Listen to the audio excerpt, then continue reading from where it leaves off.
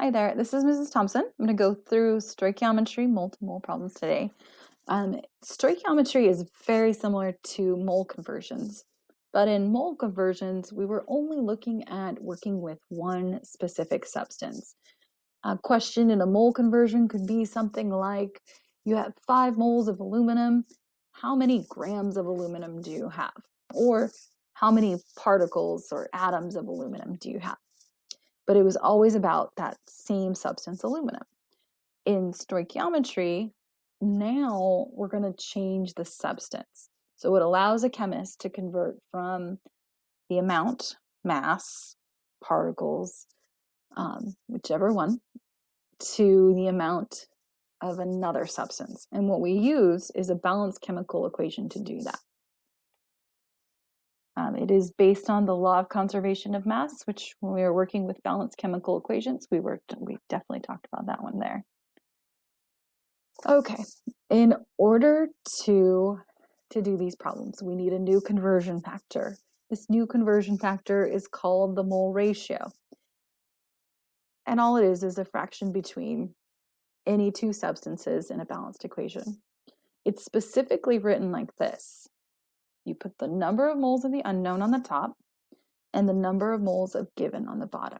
And that's so we can change it from the old substance to the new substance. Those little number signs are referring to the number of moles in a balanced chemical equation. And we'll talk about that more. Just like in mole conversions, we had a mole map. In stoichiometry, we have a stoichiometry map. In some ways, I find the stoichiometry map a little easier. And one of those ways is because it's one directional. We're just going from left to right. Okay. Here you see we're also not worried about the number of particles. We're just looking at grams. So it goes from grams of A, which is our given substance, to moles of A. And then here's where it changes. It changes from moles of A to moles of B. So it changes from the given substance to the unknown substance. And then finally, we have grams of B. We'll be using pieces of this stoichiometry map at a time. Today, we're just going to work with moles of A to moles of B, but I need you to copy this map and use this in future notes. Couple things on here. We use the molar mass anytime we're going from gram to mole or mole to gram. Remember that when finding the molar mass, it's always equal to 1 mole of that substance. So it goes 1 mole, the number of grams come from the balanced chemical equation. You need to look at the formula in the equation. But when you look at that formula to find that mass, you ignore the coefficient completely. You just look at the formula. All right, we'll do some examples when we get to the next set of notes. In this step, this is the new conversion factor, the mole ratio. This is the time where you look at the coefficients in the balanced equation. And then this last step, we're going from moles to grams, moles to mass. We need molar mass. And it's for the new substance this time. Okay. So again, we'll be looking at the stoichiometry map a little more in detail, but today we are focused on going from moles of A to moles of B. All right, so here's our first example. With each one of these questions, you're going to get an equation. Sometimes it'll be balanced, sometimes it will be not balanced. Okay, this one, lines in front, means it's not balanced. You're going to have to balance it. So go over balancing again if this is too fast for you. Okay, I'm going to start with my oxygen. You can realize that oxygen on the left is 2, oxygen on the right is 3. We need them to have the same number of oxygens on each side. So I find a coefficient to put in front of this oxygen that will give me 6. I put 3, and on this one, I put a 2 in front. And so now each side has 6 oxygens. This has also changed the amount of aluminum. So 2 times 2 on this one, on the right side, is 4. We need 4 aluminums, so I put a 4 here. So that's my balanced chemical equation. Here is what the balanced chemical equation is actually telling me. Telling me that for every 4 moles of aluminum, I need 3 moles of oxygen.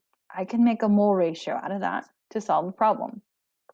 It's also telling me that I am making 2 moles of this aluminum oxide. So my mole ratio can come from any 2 of these substances, whichever we're looking for in the problem. Okay. Next, we're going to write our given, our unknown, and our conversion factor. So I need to read the question. How many moles of aluminum are needed to form 2.3 moles of aluminum oxide? My given is 2.3 moles of aluminum oxide, but I'm not going to write all of that in words. I need to put this in symbol form. If I don't remember how to change aluminum oxide from the word to the formula, then what you should be doing is looking at the balanced chemical equation and figuring out which one of these is the aluminum oxide. Okay, so it looks like the one with the aluminum and the oxygen should be the aluminum oxide. So it's 2.3 moles Al2O3. Again, this formula came from this formula right here. You could go back and look at charges and all of that, but it's already done for you, so just use it. Okay. All right, the unknown. How many moles of aluminum? So question mark, mole aluminum. My conversion factor, I'm going to do a little differently this time. I'm going to work with the steps that are on the stoichiometry map. GMMG, gram, mole, gram. Okay, this will help you. So you got to memorize that. Gram, mole, gram. All right, I'm going to draw a line to separate the given side and the unknown side. On the left, it's for the givens. It's all mole A, and A is the given. So the substance on the left side is Al2O3. On the right-hand side, this is B. So it's all about the unknown. The unknown substance, question mark, mole of aluminum, the substance here is aluminum. So I'm just identifying what is the substance on each side. Okay, then I'm going to look at my problem. My give it is in terms of moles of that aluminum oxide. I'm going to circle M because M is for mole. So GMMG, that's mole. The unknown is in terms of mole, so I circled mole. And so what this is telling me is that I'm going to take one step to get from mole to mole. And I don't need these grams right here. I just need a one-step problem to go from mole to mole. Okay, and remember, we're changing it from moles of one substance to moles of another. All right, so I'll start. Here's my given. I'll multiply by the conversion factor. Again, the conversion factor to go from mole to mole, look at this map down here. Conversion factor is mole ratio.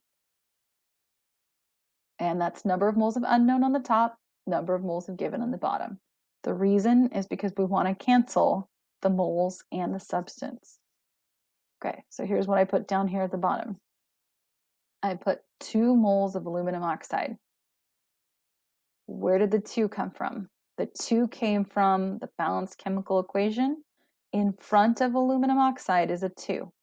So I put that 2 here. That's number of moles of the given from the balanced equation.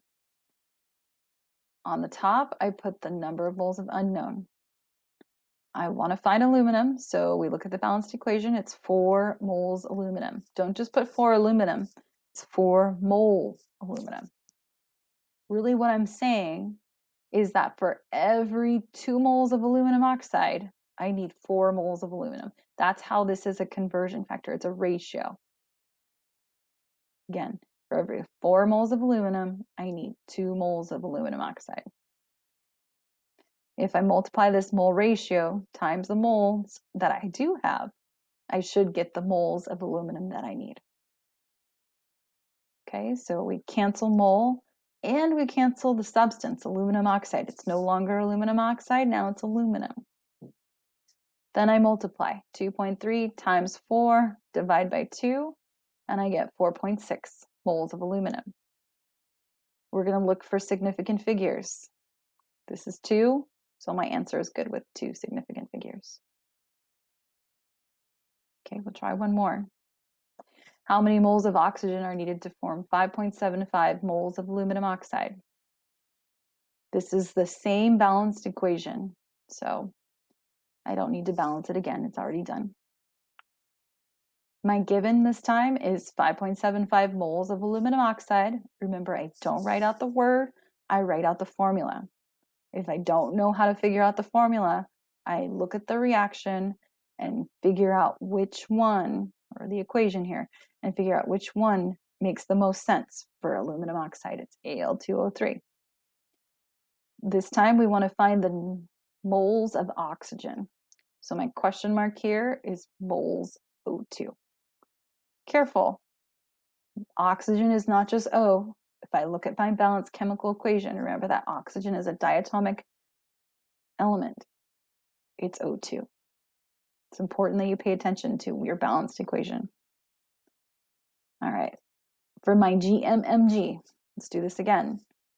Right now it's pretty simple because we're just doing multiple problems, but later it'll get to be more steps. So that's why we practice now. All right, we're going to split this up. On the left side is the substance for the given, Al2O3. On the right side is the substance for the unknown, O2. I'm going to start with mole because it says moles of aluminum oxide. I'm going to end in mole because it says moles of oxygen. So to go from mole to mole, we don't need these. We just need to go from here to here, and that's one step. So this is me planning out how to solve the problem. Okay, start with my given. I multiply by my conversion factor. Again, my conversion factor has number of moles of the given on the bottom. Looking at the balanced equation, the number of moles of given is 2 moles of aluminum oxide. On the top is number of moles of unknown. This time I want to find oxygen. So there's a 3 in front of the O2. We put 3 mole O2. Notice the mole ratio has mole over mole. Don't forget to write the word mole. Okay. Both the mole and the substance cancel. And we round our answer to 3 significant figures. So we have 8.63 moles of O2 as a final answer. Okay. Bring some questions with you tomorrow because we'll move on. Have your stoichiometry map ready.